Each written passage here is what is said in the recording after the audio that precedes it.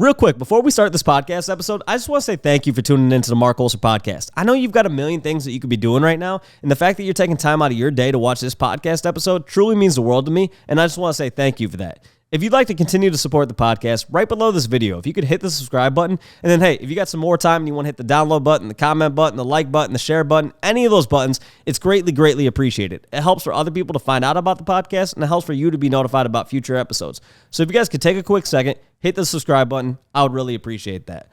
Outside of that, this episode and every other episode is brought to you guys by Roast Umber Coffee. As some of you guys know, I co-founded Roast Umber Coffee, and we have the greatest farmers in Guatemala and Honduras and the greatest roaster in Grand Rapids, Michigan, all to bring you guys the greatest cup of coffee possible. So if you'd like to try it out, go to our website, use the coupon code MARC30, and you're going to get 30% off your coffee.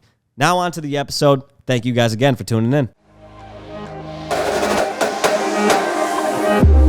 Welcome to the Marc Colcer podcast.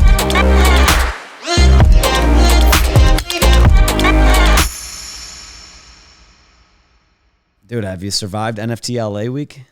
Yeah. Honestly, it's been one hell of a week, bro. Like just the experience in general, it's been breathtaking. Like meeting all of these different individuals and just seeing how everyone operates in a face-to-face setting, not online with JPEGs. It's just crazy. And some people are just party animals, just living it up. It's great. And I mean, overall, like getting to these events too, it's been crazy. But I'm thriving off of like 3-4 hours of sleep each night. But the connections that have been made this week, I couldn't do it over again. I think this was easily one of the best things that I've gotten to experience, especially in this industry. There we go. Yeah, man, you've had a whirlwind last like 2 weeks. You guys minted. You came to LA for NFT LA week. And it is, for people who are not here, it's nonstop events. From one event to the next the next. And LA is a big city, so sometimes you got like a 25-30 minute drive in between events. And then you're going to them, and all of them are open bar, open food, whatever. So you're just eating and drinking nonstop, and then you're doing that till 2 o'clock in the morning. You're waking up the next day. There's like people are blowing you up first thing in the morning. Good morning. What are you guys up to? So it's just nonstop for an entire week. So I am very much looking forward to getting some normal sleep after this. But man, for people who don't know who you are, can you give a brief intro to yourself? Yeah. What's up, everyone? I'm JShep, the founder of Wolf Capital. I've been involved in the Solana ecosystem since July of 2021. Spent the better half of my time in the ecosystem just trading like everyone else, really enjoying that process, connecting with people online and just solidifying real relationships with people. In my background outside of Web3, I have a sales and marketing background. I have about 10.5 years of sales and marketing experience, which definitely helped whenever I made the leap to decide to become a founder of a project in Web3. And, it's just been crazy to say, over the past 2 years, my life has been something that I never would have imagined. It's wild whenever you really take a step back and look at what we're doing in Web3 compared to what you typically would be doing in Web2, right? So, it's just wild. I couldn't be happier with where I'm at. I'm very proud of myself. I'm proud of the people that are around me.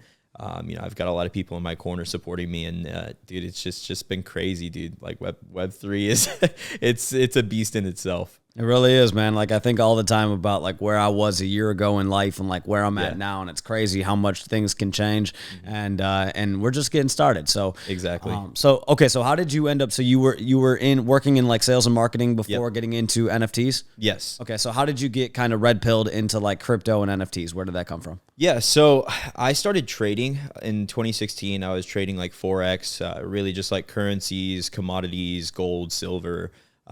Leverage trading, no options, nothing like that, just leverage trading. And I came across crypto and I just started to network with different individuals, and eventually, fast forward to 2021, January of 2021, I heard of a digital collectible app called Vivi. And I was very confused about what it was. And I just heard that you could, get these digital collectibles that were made by these large corporations that were reselling for decent prices. And I used to sell shoes as well. So, looking at sneaker bots and different things like that, I started to realize that people were botting these drops on Vivi. So I got a bot for Vivi, and I was just hitting their drops constantly. It made me quite a bit of money, but the Vivi collection or the actual platform itself, there was no way to withdraw your gems. So you actually had to sell these gems on a Telegram group at like at like 60% of the value of the gems, right? So people were paying, like $100 to get 100 gems if you did it directly through Vivi, but if you were looking at Telegram groups, you could get it at like 60% of the cost. So, I was just selling a bunch of gems from the collectibles that I was buying there, and then I came across Ethereum, and I got really interested in the Web3 space for Ethereum, just NFTs in general. I'd never got into like Mutant Apes or Bored Apes or anything like that. I had some successful trades with a collection called Ape Gang, another collection called Uninterested Unicorns. That actually, ironically enough, was the project that made me a pretty hefty bag that I took all of that and dumped it into Sol right as soon as, I heard about Solana, and that was in July. So, got into Solana at a fairly cheap price. It was like 30 something dollars. Obviously, we're below that price now, but, I wasn't too far off of my initial investment. So I heard about Solana, and I think the one thing that really stood out to me, I started to have some, conversations. I got into Twitter spaces. I remember Easy was having spaces talking about Solana all the time. So I started to look into Sol, and I was like, all right, this is actually pretty interesting. And I remember the very first project that I minted on Solana. And whenever I minted that collection, and right as soon as I pressed confirm, the NFT was in my wallet immediately. There was no hesitation, right? There was no gas fee. I was like, wait, this is literally instantaneous. It's kind of crazy because I'm used to waiting 5 to 10 minutes to potentially get the NFT, and I also have to worry about gas fees. And at that time, during the middle of a bull, there was a lot of gas fees involved because people were just battling for mints, right? Like everyone was just going crazy trying to mint everything, so fees were typically higher. And it clicked. It made a lot of sense. And so I jumped into Solana NFTs, and I really started to deep dive them and learn more about the ecosystem, which actually led me to doing something publicly, face-to-face interactions. I was hosting events, these onboarding events. I never charged a dime for any of those events whatsoever. It started off in Texas, where I'm originally from. I currently live in Puerto Rico, though. But I was just traveling around Texas at first, and I was hosting events in like office spaces, hotel conference rooms, doing one-on-ones at Starbucks with friends that I knew that just wanted to learn a little bit more. And that actually came from my marketing experience. So I just took that and reworked it and started to educate people on the Solana ecosystem and the benefits of getting involved in the Web3 and just learning about projects, whether it was you wanted to become a trader or you wanted to be a creator, right? There was just a ton of opportunity for anybody. And so I really got involved in that. And that was probably one of the best experiences that I had because it led me to Puerto Rico. And it's just been a crazy ride. Like Solana is home. I love it to death. Like the people, the culture, it's next level. There we go. So what was your first mint? Do you remember? It was Pesky Penguins. Like I actually got into Pesky Penguins first. There was a lot of projects that I purchased like right after the Pesky Penguins mint. I was looking at Solana projects in July. That's not when they minted, but that's whenever I was really looking into the projects and just researching. And then Pesky Penguins was the first ones that I actually minted. I was there for when SMBs minted. I was way too hesitant. I never got an SMB, sadly, but I was just like, do I want to do this or should I just wait and see how it plays out? And I'm the type of person that wants to I want to be able to compound my investment. I don't want to just try and make, 100x on one trade. I want to make consistent compounding gains. So for me, I really just started to look at these projects and I wanted to see how they played out. And it just started to make sense. After I saw DGen Ape Academy and SMBs play out, I was like, okay, there's going to be other opportunities that present themselves in this ecosystem. I was that guy that was running around Twitter going newt, like just having a blast. But dude, Solana, it's been crazy. I like the experience. I know that a lot of people can say that it's been something that each person has truly enjoyed. Obviously, a lot of people get involved and they just don't really know what's going on. But the people who start to understand, they really enjoy the space. Oh yeah, we just have a great time. So exactly. Okay, so you were in the space for over a year before you started Wolf Capital, right? Yeah. So I guess like when did you start realizing, hey, we got this? Was there like a problem that you saw in the space and you were like, I want to create the solution for it and it's going to be Wolf Capital. And so where did the idea come from? Kind of walk me through the timeline of, I guess, like when you first came up with the idea of Wolf Capital and then how it came to fruition. Yeah. So looking back, January of 2022, I really started to think about becoming a founder in this space. And it was because I felt that there was something missing amongst a lot of the founders. There's some great founders in this ecosystem. There are some amazing leaders, thoughtful leaders. They are servant leaders, right? Like they do everything that they can to serve their holders and make sure that they're taken care of while simultaneously building a business. But for those individuals, if you really take it and look at this ecosystem from a broader perspective, 99% of the founders that come in don't have that intention. And so I just felt like this ecosystem needed more individuals that were willing to go to bat for people and just show them that as a founder, they really want to make a difference and actually help them succeed. So I started to brainstorm different ideas, and I wanted to make something that would make sense, something that every single person could use at some point. So I noticed that there was a problem because I was a lender, and I still am. I lend quite a bit on Sharky. I lend quite a bit on Fract. I mean, any lending protocol I'm typically using, and I'm looking for the best rates. But I noticed that with lending, there was a lot of people who weren't getting involved and they were hesitant. And then I also noticed that for me as an individual, I didn't want to be shuffling between 5 different pages at one time just to find the best rates, to find the best deals, to get involved in the DeFi space of really NFT-fi. And I ended up thinking about it. I was like, okay, well, we have aggregators for, these marketplaces. Why not have an aggregator for lending? It just made sense. And that was a problem that I had because I was spending so much time going from page to page just trying to find the best deals that I would find myself at the computer for 3 hours until I really found what I wanted. And it was kind of crazy. I mean, I would be pushing out deals consistently throughout that 3-hour process, but I felt like it should be something that I would spend maybe 15 minutes, 30 minutes doing each day, right? So I could really focus on other things. So I really got to thinking, and I was talking with some other people, and I was like, well, what if I built a lending aggregator, something that people could use to shop all of these lending protocols under one roof? And that's how Wolf Capital became a thing. And it's just crazy looking back. So the Wolf Capital idea really formulated about 9 months ago.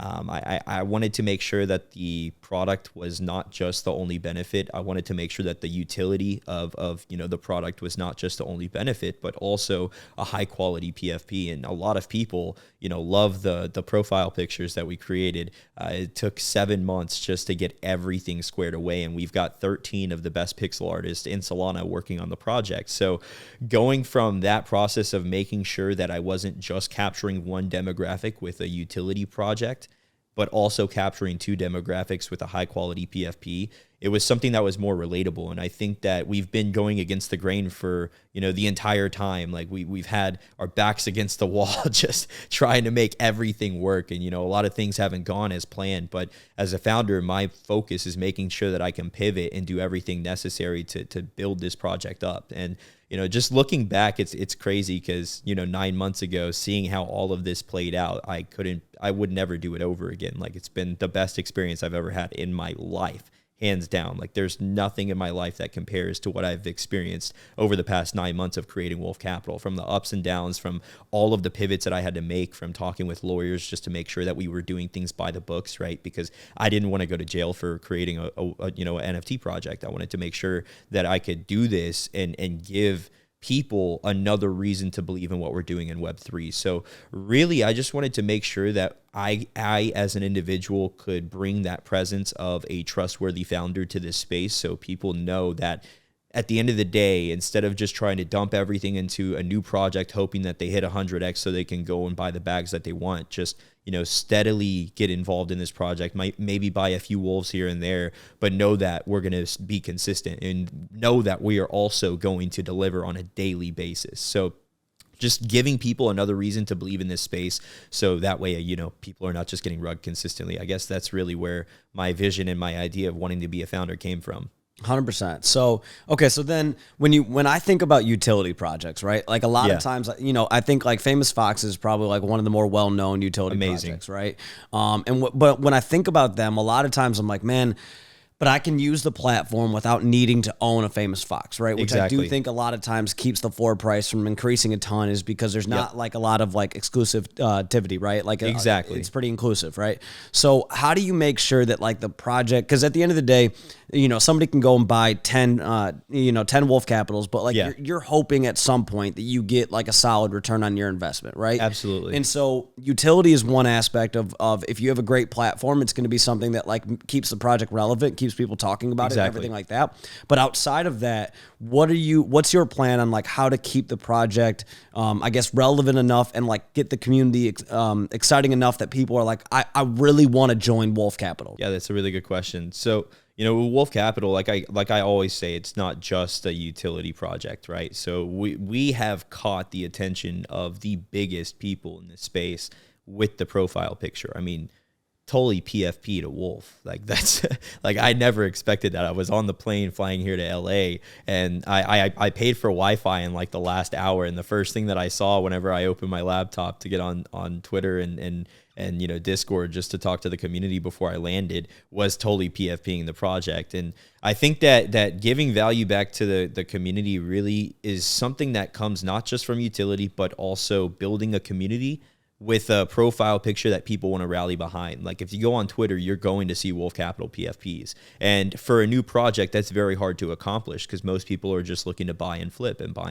right? So with our project, let's talk about the utility a little bit.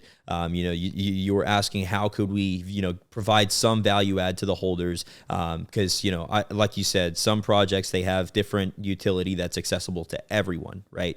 And that's not a bad thing because it gets exposure to their project. And that's kind of like a page out of their playbook that we wanted to take. And so our product, the actual aggregator, being able to perform actions such as borrowing or lending, that's all going to be accessible to the public. Anybody can use that. And that's how we generate revenue, right? We generate revenue from microtransactions. Anytime somebody performs an action of lending or borrowing, we earn 0.02 SOL. Now, if you hold 3 Wolf Capital NFTs, you don't have to pay any fees whatsoever. So that in itself is a value add. But with the utility, we also wanted to make sure that those individuals who just have one wolf, who maybe just have 2 or 3, not the people who have 10 or 15 plus, we want to make sure that they also have access to exclusive things that would incentivize somebody else to want to buy a wolf. And I think one of the biggest things for us as our product, right? A lot of people do not take into account when trading liquidations. A lot of people don't. And that's a big thing in this ecosystem, and you're doing yourself a disservice. But here's the problem. There's nothing out there that's showing you, liquidations in real time or showing you how many loans are underwater, right?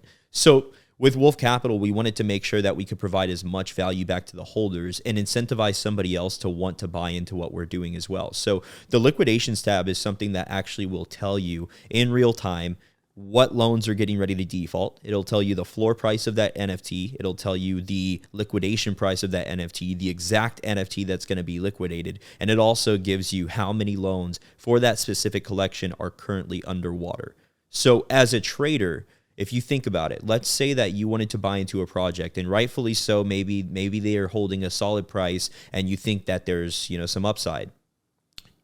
Let's now say that there are 30 to 50 NFTs that are potentially underwater that are going to be liquidated in the next day or two. Well, if you have a thesis that this NFT is going to reach X price, but you're not factoring in any of these liquidations, they can cascade, and next thing you know, you're going to be down on your initial investment. So that's one of the key things that I feel like a lot of traders are missing. And for a project, for us, we want to make sure that that value is being added to the holders where they can actually see all of that in real time to protect their bags, right? They need to protect their bags as much as possible. And if we can provide them a tool to do so, then we know that we're doing our holders a massive service because they're going to use our product every single day. And what are they going to do? They're going to consistently talk about it. And the more people talk about something, the more they're going to look into it, right? People maybe have not looked into Wolf Capital, but the more they hear about it, the more they're going to want to learn about it, right? So that's just the value add on the utility. Now with the art, I mentioned earlier, we have 13 artists on our team, and that's the largest art team on Solana whenever it comes to pixel art. And it's kind of crazy because I created a reward model that actually incentivizes the artist to get paid making sure creators get paid.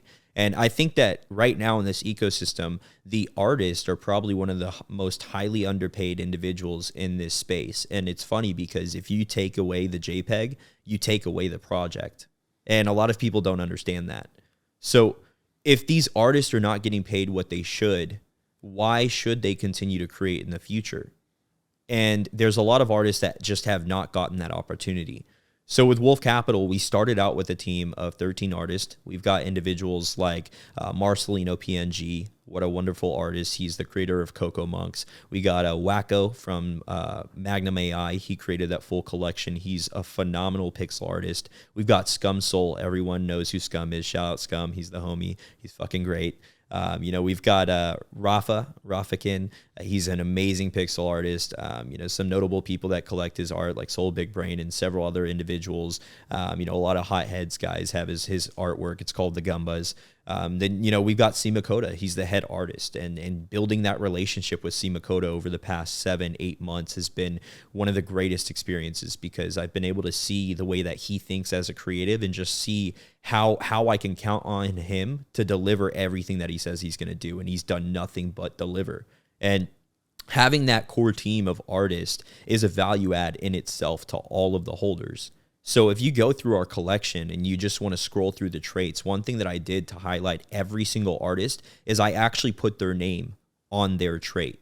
So if you wanted to buy a Scum piece, you don't have to go and ask, well, which one is a Scum piece? You just scroll through the traits and you're going to see his name. And all of these traits are trading at premiums within our collection. So when you have all these traits trading at premiums within the collection, a lot of people who are buying into the collection and are looking for some value add, they can buy into these artists at the same time. And we're going to have these sub-DAOs that are based off of these artists. And we have a reward structure that's going to incentivize people to purchase those traits at premiums. And I think one of the best things about doing the sub-DAO in that way, since there is multiple traits created by multiple artists, let's say each trait in the collection that's created by an artist, it's only going to show up 25 times. But there's multiple traits that are created by that artist. So in this case, let's say it's Marcelino, right? There's currently 50 traits in circulation. 2 traits total, but 50, they show up 50 times, right? Out of that 50, there's probably 35, maybe 40 people that own those traits, which means that there's a very small sub-DAO that can form. As we implement more traits, we're going to be using Boots for trait swapping. As we implement more traits from these artists, those sub-DAOs are going to grow, which means instead of having these small groups of like 10 or 15 people, which you typically see with like rare traits and other collections, we now have groups that are going to be, 80, 100, 150 people, 200 people, which means there's a small community that has now formed within our community. And these guys are all talking to these other DAOs, or competing with these other DAOs for different events within, the community itself. And it really shows that it's thinking outside the box, and it's creating something that's completely unique in the ecosystem that hasn't been done before. And that's something that I've always wanted to do, is do things that have not been done before and not try to recreate other people. I want to create and have other people recreate the ideas that I have. So with Wolf Capital, it's not just utility. There's a lot of art involved. It's so cliche to say, but community, right? Like the community that we formed in such a short period of time has been next level, just the support level. Gotta get that water in. Gotta get that water. Gotta get the water, dude. It's so dry out here in California, dude. Yeah. Oh, yeah. It's a little bit, definitely more dry than Puerto Rico for sure. Yeah, definitely more dry. But, we've created such a crazy community in such a short time. And all of these people have rallied behind the project. And that's not just because of me as the voice of the project and as the founder, but also because of the team. They know how dedicated each team member is, from our community leads to our moderators to our head of marketing, even to the developers. We have 5 crazy good developers on this team, and I'm beyond grateful for each and every one of them. So I think in the long term, when people talk about why should they buy into Wolf Capital, they buy into Wolf Capital because they support and believe in the vision, and they know that there is value add that comes not just from the utility, but also the art as well. 100%. So, okay. So then my question for you would be, so obviously when we were in the bull market, anytime a project would mint, they were bringing in millions and millions of dollars, right? Yeah. we're in a very different world now. Like Exactly. it's something now where like if a project makes like $1 million, we're like, oh, that's a shit ton of money they just made, right? And then you factor in taxes that have to come out of that immediately, and you factor in the, you know, sometimes there's advisor fees and things like that. Next thing you know, there's a lot less of a chunk than people, you know, actually expect. That's the one thing I wish, if anybody's watching this right now, I really want you to realize that mint funds are not nearly as high as people think they are. Literally. We're not in a bull market anymore. Projects are not bringing in $4 or $5 million every time they mint. On top of that, people have learned that you need to actually pay taxes on this shit. And so the reality of it is, projects are bringing in, like, let's say $1 million, right? Right off the top, you're taking out probably 30% of that to taxes, right? Yep. On top of that, you're factoring in whatever you know, a lot of times projects have people who are working for free who are getting a portion of the mint that comes from that. So depending on the project, you could be talking about another $100,000, $200,000 gone right from there, right? Yeah. Maybe you're pushing, like, let's say at that point, $500K, right? $500K, if you break that down over the course of a year, is $60,000 a month. Am I right on that? 50 grand a and month? spending. No, less than that. What is that? 500,000 divided by 12 is like $45,000 a month. $45,000 a month. That is not shit. It's really not. And people think that's a lot of money. It's really not. When you factor in all the different people that you have to hire, all the different things, that reoccurring costs that you have and things like that, it costs a lot of money to run an NFT project. I wish more people realize that, because the amount of times that you see somebody say, oh, well, you know, they did this merch drop, it's a cash grab, it's this, it's that. It's, dude, do you want your project to have no money? Because if they don't have any money, they can't run the project. So if you want the project to go to zero, have your project run out of money. So now, are there plenty of cash grabs? Yes, that's not excusing anybody, but I do want people to realize we're not in a bull market anymore. We are in a bear. Projects are not bringing in as much money. We have learned our lesson on how to do some of this stuff. And so with that, it's, you know, people are actually paying legit taxes. They're paying legit fees on certain things and stuff like that. So calm the fuck down when we're like, when we see projects minting for like 5 SOL, 10 SOL, whatever. Like, dude, they're trying to make sure that this project can survive. So think about that for a minute before you start calling everything a damn cash grab. That's my rant for the day.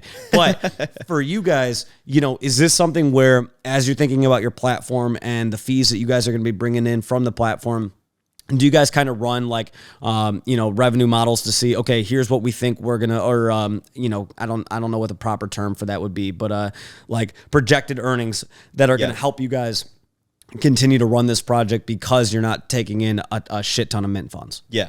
Yeah. And you know, what's crazy is our project only raised roughly 33% of what we were looking to raise from mint. And a lot of people don't know that unless you were there, right?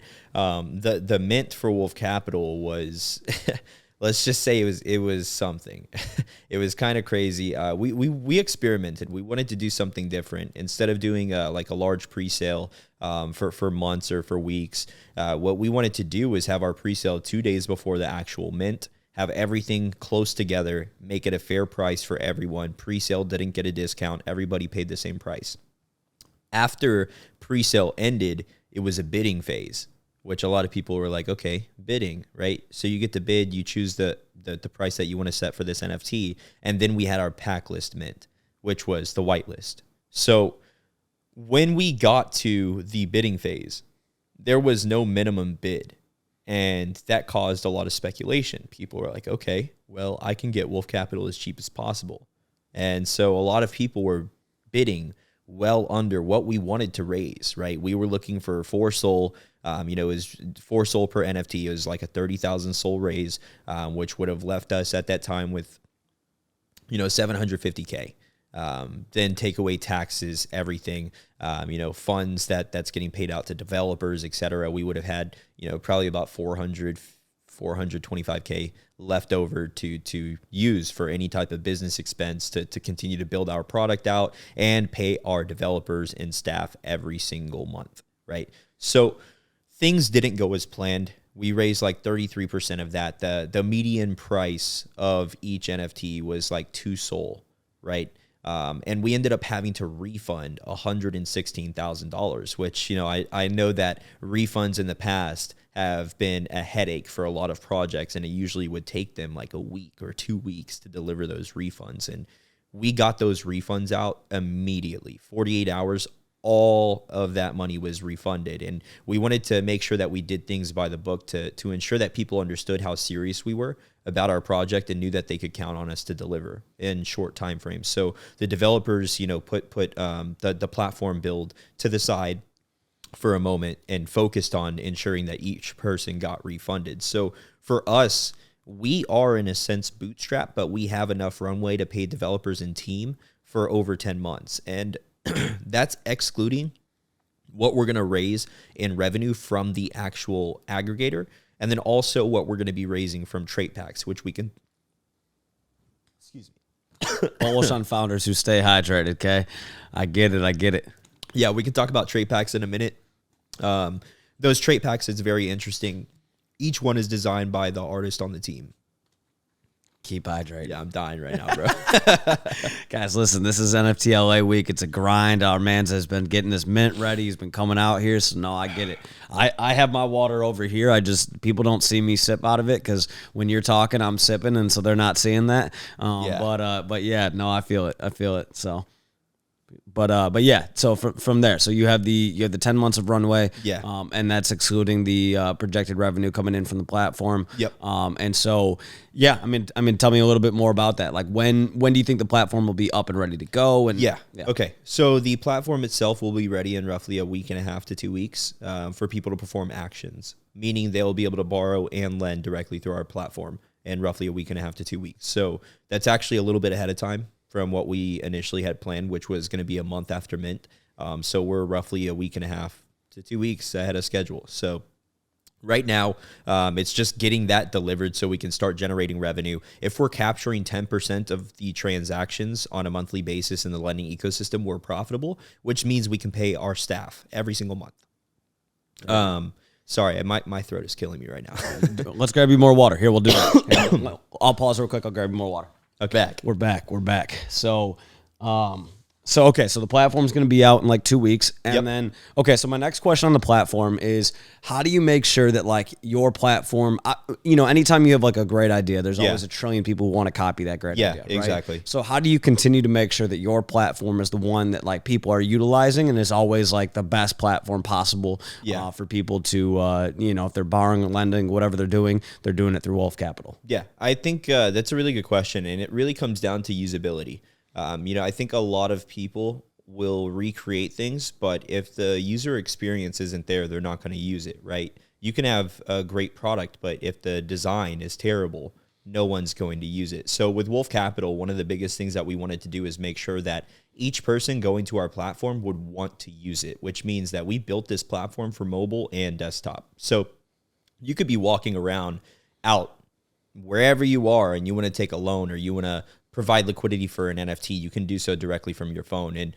our user experience, the actual design, everything that we have is seamless. It's something that people want to be on, right? They open the app and they're like, wow, this is very clean. It's simple, it's easy to understand, and I can get everything accomplished in a short period of time. So providing them with that experience is our priority. I mean, it's kind of like if you look at marketplaces, Magic Eden is still number one simply because of the user experience. It's very easy to use. A boomer can use their platform and get everything that they need done in a short period of time. So creating our app, our focus has been making sure that when somebody goes to that page, they get on the page and they're like, okay, this is it. This is where I want to be lending. This is where I want to be borrowing. Oh, wow. Okay. I was looking at this platform because the rates were this high, but now I'm seeing that I can get a higher rate for this specific loan here. That can save people a lot of money and it can improve their trading experience. Rightfully so, they should be using the platform. So for Wolf Capital, it really just comes down to ensuring that we're providing the best user experience, which will bring the customers to Wolf Capital instead of going to another platform. Yeah, no, that makes perfect sense. So, okay, so with us being in NFT LA, you get to, and you've been at pretty much every event that I've been at, and it's a lot of great networking. And so we had on Monday that we had the DGod party on Tuesday, and Metatope on Tuesday. We had the Clano party. Wednesday we had the Liberty Square and Monkey DAO party, another DGod party, and then you guys were also a sponsor of the Liberty Square event.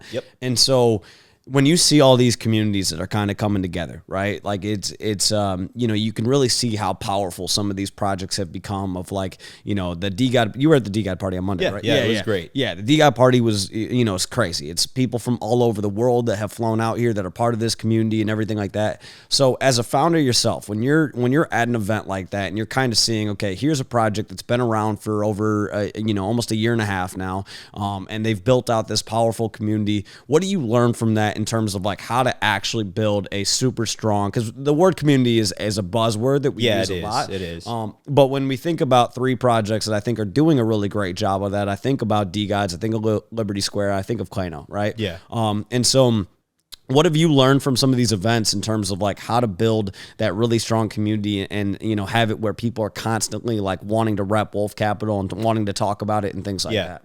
Yeah, so what I've noticed is that all of those communities have one thing in common. They all have a extreme belief that the founder is going to deliver on everything they say they're going to do. Every single one of them. There's not a single one that doesn't.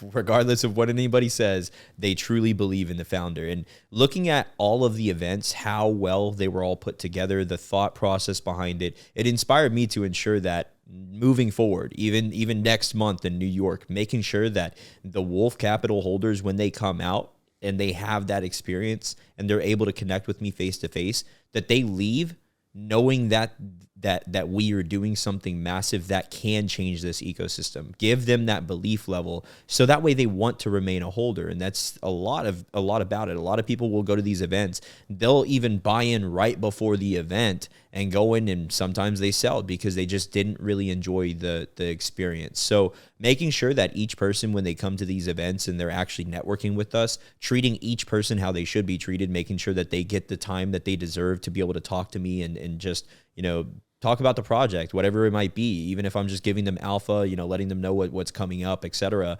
I think that these events can really shape the future of a project in such a short period of time. So, we've seen it happen time and time again. When a project really comes to life and their founders are dedicated to going to these events and making sure that they're putting on an experience that people are going to remember, that's where we see a lot of things change for those projects, and we'll see them fly. We'll have, a bunch of whales that will eventually come in and sweep the floor because they had that conviction level. Maybe they just got exposure, right? There's a lot of people that have no exposure to these projects, and the only reason why is because they haven't been taught about them.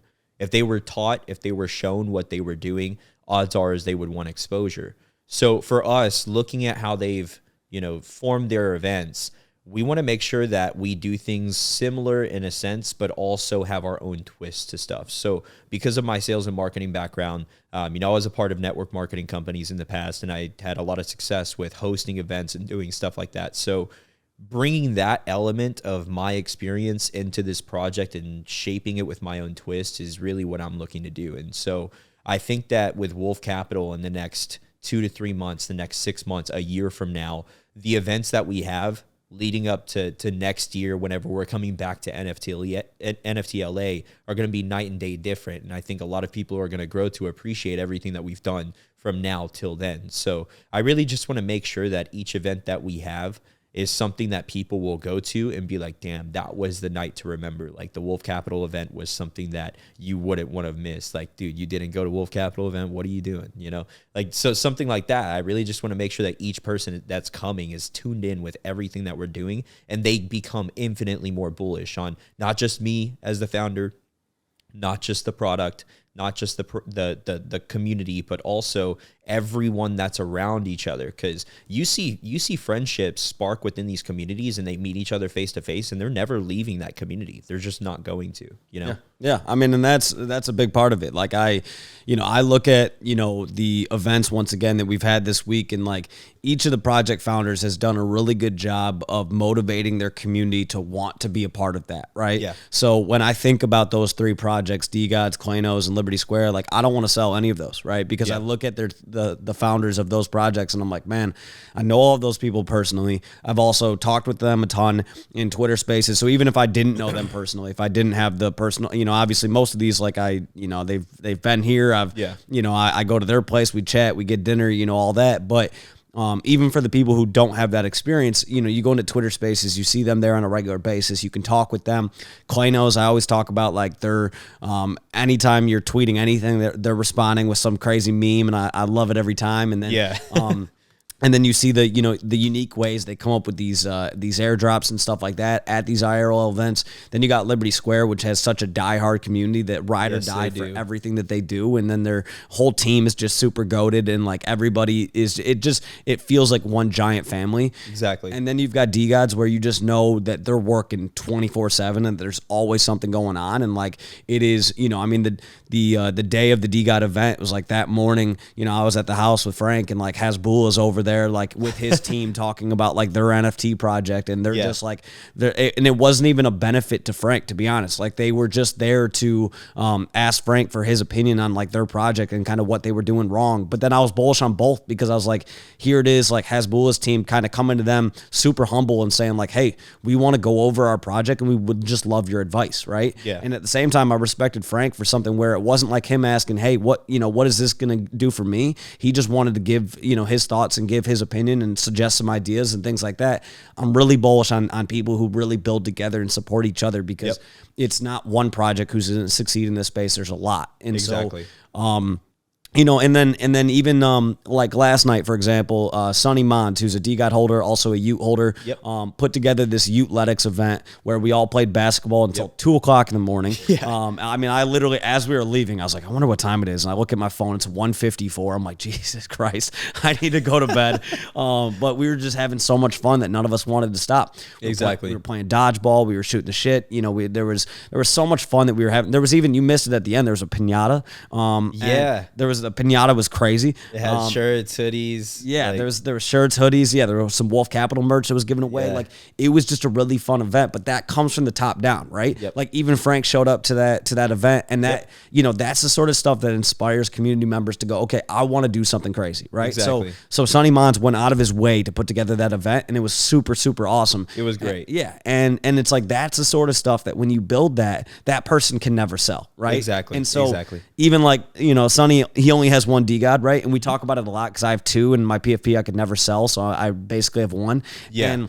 But we say it to each other all the time, like, we love it so much we never even think about selling. Like you could tell me that you're going to give me $1 million for it, I still couldn't do it. And so it's that when you can build that, and it comes from the top down, really believing in the founder and like hearing from them. And so, when I think sometimes when people think of like these events, they think of like, oh, it's just like, is JShep just out in LA partying and stuff like that? It's like, no, it's really like, it's networking, it's building these connections, it's that face-to-face value. Because then when I'm looking at Wolf Capital on Magic Eden, I'm not just thinking about the art, like I'm thinking about you. I'm thinking about the 13 artists that you guys have that created that. I'm thinking about your devs that are putting together this platform, right?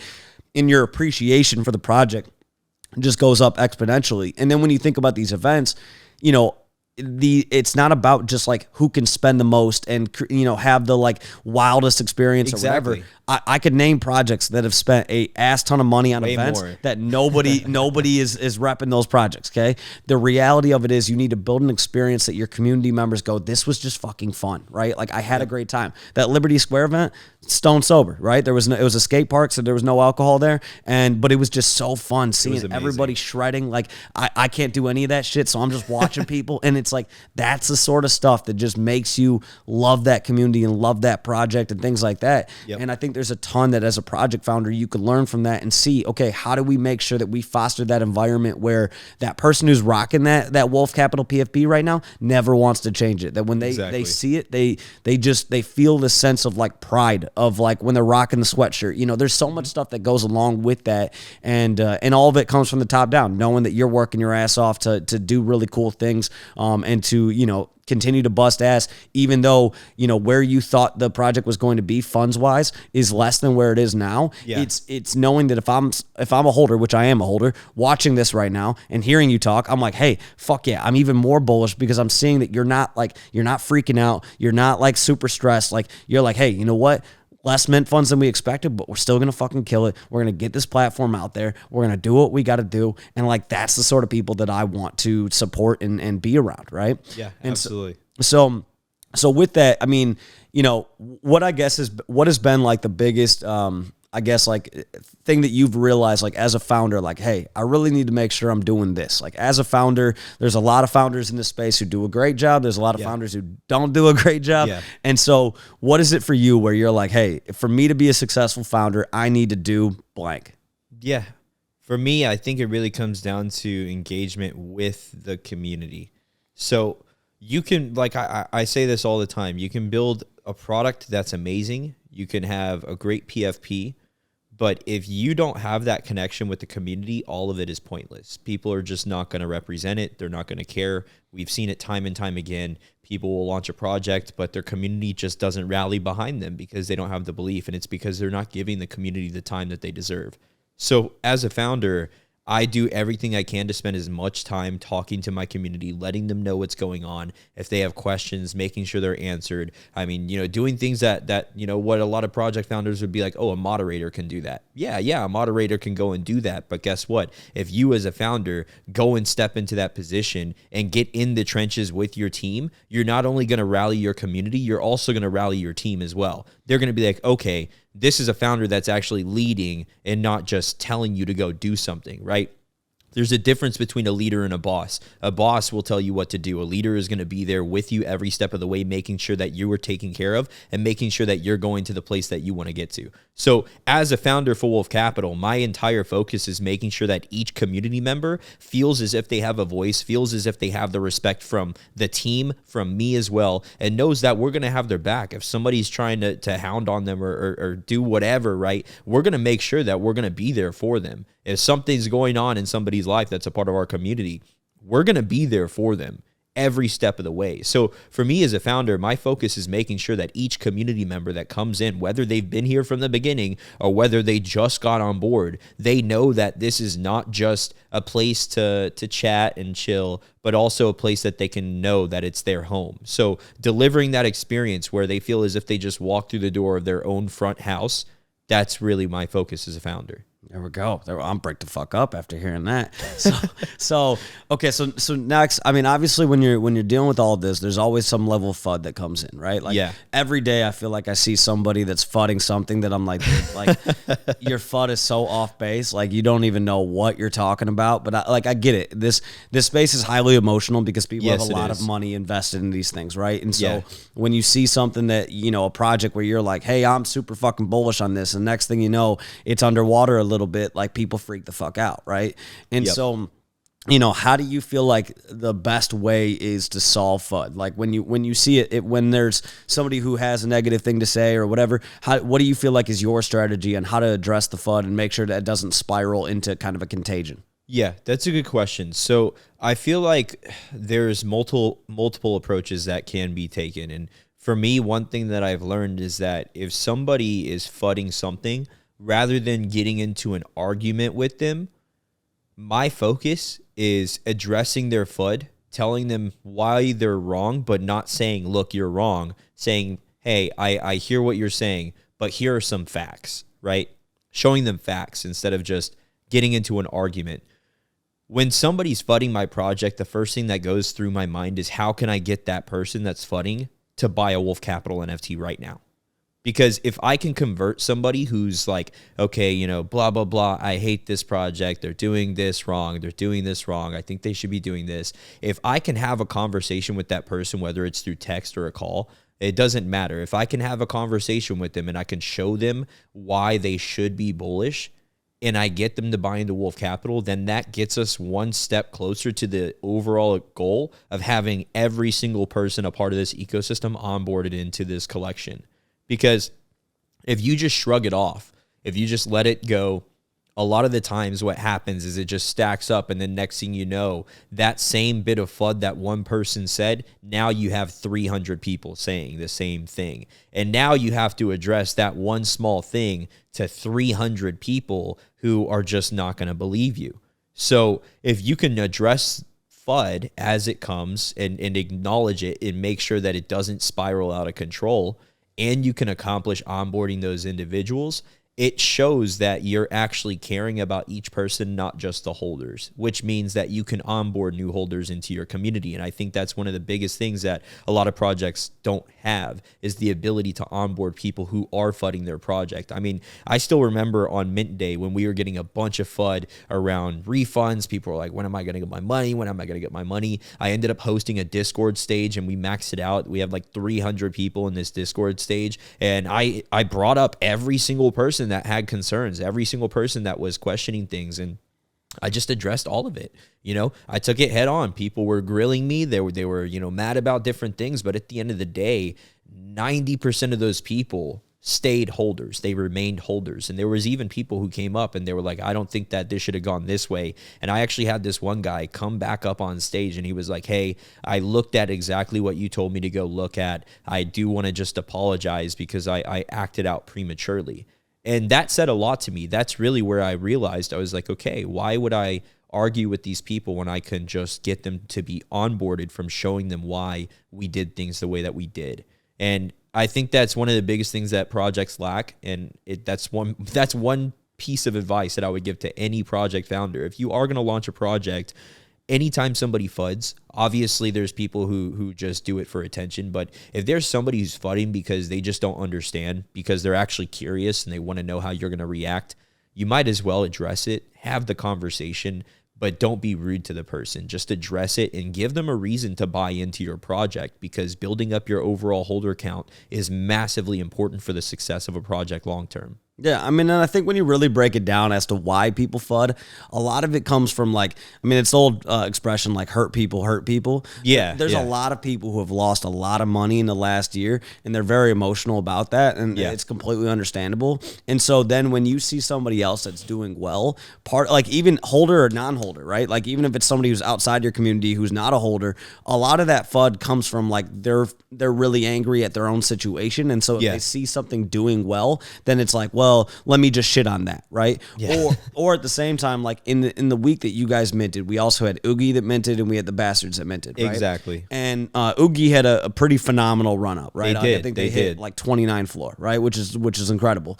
And I think with that, it's really easy for somebody to go, well, you know, shit, like I bought Wolf Capital, not Oogie, so let me FUD Oogie so that I can like try to make a Wolf Capital look better, right? And it's like that's not it. Like, I promise you that's not it. Like, at the end of the day, there's every project has the ability to succeed. The projects and the communities that people want to join and want to be a part of are going to be the ones that are not the assholes. Like, if you're showing love to other projects, like, I want to see, doesn't matter if I have, like, I don't have the Bastards, right? But I want to see them succeed. I want to see them do great things. And so I want to see a lot of projects do great things. And so I want Oogie to keep running, but I want Wolf Capital to keep running, and I want whoever mints this upcoming week to keep running, right? Like, that's the goal with all of this. And I think a lot of times people get too caught up in, like, well, let me shit on this project so that I can pump my own bags. And it's like, man, all that does is make you look like an asshole. It doesn't pump anything. All it does is make your community look toxic. And so if anybody's watching this and you are thinking about FUDing another project that minted around the same time because you think it's going to make your project do better, I promise you all it's going to do is make you look toxic as shit. So think about, like, talk about why your community is great and be an active reason why your community is great. Like, that's the part that I think people forget to, like, understand, is that you have the ability for the community that you're in to be really successful. D-Gods minted in October 2021, right? I didn't meet Frank or any of the team members until February 2022, right? Yeah. During November and December and January end of 2021 and beginning of 2022, dude, I was meeting up with D-God holders when we were like $400 for a D-God, right? Yeah, so exactly. I was going out of my way to meet up with people at different coffee shops and stuff like that, going to grab a beer with people and stuff. And it was because I was like, man, like, I want to meet up with whoever is in the NFT space, and there were people who were in LA, and I was like, fuck it, let's meet up. Whether you had a D-God, whether you didn't, whatever. But I wanted to meet people. And so then once you realize, like, and that was when nobody knew who I was, right? Like, exactly. I wasn't doing NFT podcast episodes and stuff like that. So if you're watching this right now and you're like, dude, I don't really have like a name in the space yet or anything like that, doesn't mean that you can't do really cool things to help the projects that you're in. Exactly. And so if you're just a good human and you're fostering that good environment, it's going to make everybody else want to be a part of the communities that you're a part of. So that's my 2 cents. No, I agree. Yeah. I agree 100%. I think that's a fair take, dude. There we go. So, okay. So I want to, from here, I think this episode's been great. I think this conversation has been great. I want to talk about, I guess, like, here's your chance to drop some alpha. What should people be excited about in the future of Wolf Capital? Whether they're a holder, whether not they're a prospective holder, why should somebody be excited about the future of Wolf Capital? That's a really good question. For Wolf Capital, I mean, we're here. We're not going anywhere. We've proven ourselves day in and day out. We're always in Twitter Spaces. We're active. We're engaged with the community. A free bit of alpha. We've talked about trait packs just a little bit here, not really too much. But these trait packs that are designed by these artists, there's going to be, a fair way for anybody to get involved in the trait packs. I will say that if you own certain traits that are created by certain artists, you will be able to have a better chance at getting those trait packs. So free alpha. If you support an artist in this ecosystem, you really like their art, I would highly recommend at least grabbing 1 or 2 of those traits. That way you have a solid chance at getting something that can potentially be even more valuable if you decide to resell later or now, right? So aside from art, our platform, we addressed this earlier. We're about like a week and a half to 2 weeks of the platform officially being live. I think that a lot of people are underestimating what we're doing. But one thing that I want to tell you guys is that the largest lender and the largest borrower are infinitely bullish on Wolf Capital. And that if that doesn't tell you something, you should really do a little bit of research. Check out the app. You can go to wolfcap.io, check out the website. You can click on the app. Whenever you click on the app, you'll be able to see the statistics across all of the lending protocols at this very moment. You're also going to be able to look at different collections. You can't perform actions yet, but just get a feel for it because the mobile design is very clean. It's seamless. I think that every single person that has not gone to it, once they go to it for the first time, their face lights up. And I saw this in person at the Liberty Square event that we are sponsoring. When I got people to come up to collect their little pin for Wolf Capital, the requirement to collect that pin was to go to the app and take a look. And every single person was like, oh, okay, this is what Wolf Capital's doing. So before you FUD, before you make a premature decision, make sure you actually check out the product, check out the art, check out the artists that are on the team. You can see every single artist on the team in the list on our website. So again, go to wolfcap.io. There's a lot of different things in store that we have coming forward. I know content is a buzzword. We always talk about content, but we hired a professional team, videographers, photographers to come out to the barracks specifically for Wolf Capital. So over the next 2 weeks, expect to see quite a bit of short form content coming that's going to be game changing. I think people are going to really understand the level of prestige that we're going for. Wolf Capital, we don't want to just be a project that's releasing low tier content. We want to be a project that people look at and they're like, okay, they actually invest in their project because they want to see it succeed. So over the next coming weeks, we're going to be dropping a bunch of different videos, a bunch of different trait packs. We're going to be introducing new artists to the team as well. And it's just going to be a hell of a ride. We're 6 days in. I couldn't be happier with the outcome. I mean, 6 days in and we've accomplished a lot. We've refunded $116,000 to holders in under 48 hours. We've already released our first trait pack, which was for the NFT LA attendees that had Wolf Capital NFTs. We also handed out roughly 60 hoodies and t-shirts throughout this entire NFT LA event. So a lot of people got merch. A lot of people who didn't know what Wolf Capital was before are now looking into Wolf Capital and they're rocking the merch. It's very clean. It's seamless. It's something that a lot of people can wear without feeling like they're making too much of a statement, right? So we've done a lot of different things on just delivery. We already had our MVP launch for our product, and all of this is within 6 days of being a project. So I think over the next 30, 60, 90 days, the game plan that we have for our 30, 60, 90 is really going to blow things out of the water. And I think that people are going to be very excited for the products that we bring to this space after our aggregator is officially live. So, dude, I'm really fucking excited. This has been a hell of a podcast. I fucking appreciate you, bro. Hey, man, the feeling is mutual. I've thoroughly enjoyed getting to know you. Most of the time when I have a project on, like I get to chat with them for like an hour, and then we rock out the podcast. You and I have got to see each other pretty much every day over the last like 4 days, and so I was very much looking forward to this episode, and it's been an incredible conversation. I'm looking forward to the future of Wolf Capital and the platform dropping and using it myself, and then just seeing it as that community builds, and as time goes on, just seeing everything else that Wolf Capital does. So yes, sir. So, bro, for people who aren't following you yet, where can they find you on social media? Yep. My Twitter, it's JShep, ITSJSHEP. Again, it's JShep. The Wolf Capital page is just Wolf Capital _. So those are both of the Twitters. I would highly recommend following both. As a matter of fact, right now we're doing a Twitter giveaway for hoodies and t-shirts. So make sure you go like and follow that tweet. But yeah. Let's go. Let's do it, man. Well, hey, man, this was a great time. I appreciate you coming out here today. Absolutely. And I'm sure, I know you're here for a few more days, so I'm sure we'll get together again. Absolutely. But to everybody else, thank you guys for listening. And I'm excited for the future of Wolf Capital. Let's get it, man. Thank you. Me too. No problem. See you guys.